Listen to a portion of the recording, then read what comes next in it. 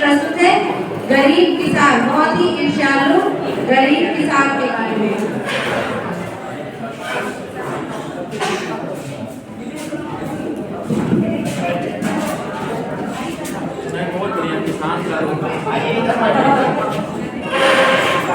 बहुत समय पहले की बात है, एक गरीब किसान एक गांव में रहता था। उसके पास एक बहुत छोटा सा खेत था जिसमें कुछ सब्जियां उगाकर वह अपने परिवार का पेट पालता था। गरीबी के कारण उसके पास धन की हमेशा कमी रहती थी। वह बहुत ही ईर्ष्यालु स्वभाव का था, इस कारण उसकी किसी से नहीं बनती थी। किसान की उम्र बढ़ने लगी थी। किसान धीरे धीरे बूढ़ा होने लगा था। उसे खेत में काम करने में काफी मुश्किल आती थी। खेत जोतने के लिए उसके पास बैल नहीं थे। सिंचाई के लिए उसे वर्षा पर निर्भर रहना पड़ता था। एक दिन उसे एक बूढ़ा आदमी मिला। बूढ़ा आदमी बोला कि क्या बात है भाई, तुम बहुत दुखी लग रहे हो। किसान बोला, मेरे पास धन की बहुत कमी है।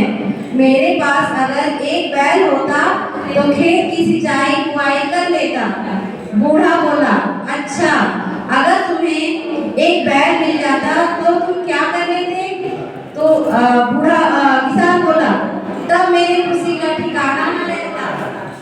तो बूढ़ा बोला, अच्छा, मैं तुम्हें एक बैल देता हूँ। अब तुम यह बैल घर ले जाओ। अब तुम अपने पड़ोसी को मेरे पास भेज देना। किसान ने पूछा, क्यों? आपको मेरे पड़ोसी से क्यों मिलना है?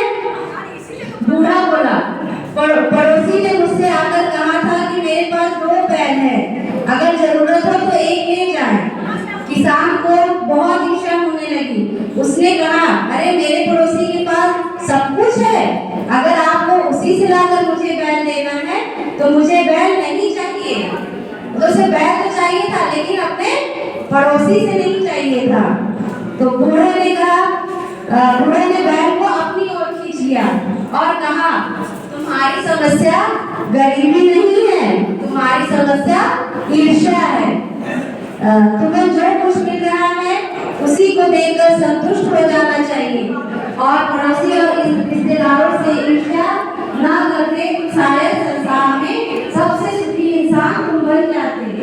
इतना कहकर बूढ़ा जंगल में ओझल हो गया और किसान मनुष्य की ईर्ष्यालु प्रवृत्ति के बारे में सोचता रह गया।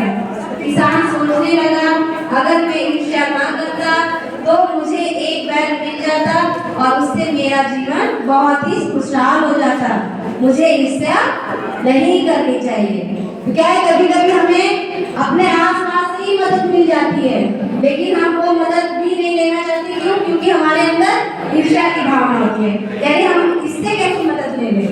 जबकि अगर सब एक दूसरे के काम आए तो हमारी जो जिंदगी अपने आप